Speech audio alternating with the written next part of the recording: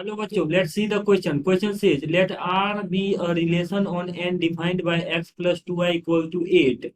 The domain of R is, options are, option A is 2, comma 4, comma 8, option B is 2, comma 4, comma 6, comma 8, option C is 2, comma 4, comma 6, and option D is 1, comma 2, comma 3, comma 4.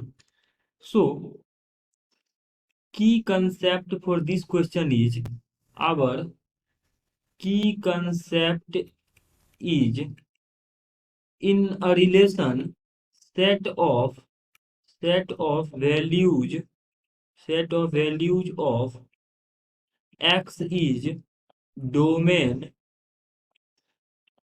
and set of values of y is range.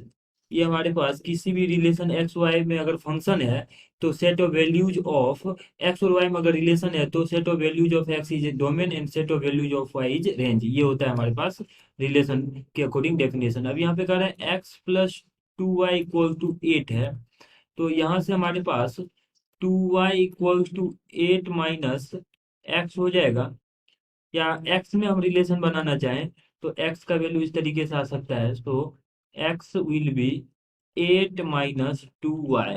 अब देखिए corresponding value, अब x Y दोनों ही natural number है तो इसके according x का value अगर हम लेते हैं, if x equal to 1, if x equal to 1, तो y का वैल्यू हमारे पास आ जाएगा।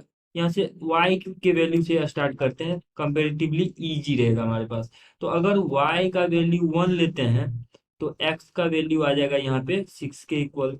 अगर y का वैल्यू 2 लेते हैं तो x का वैल्यू 4 आ जाएगा।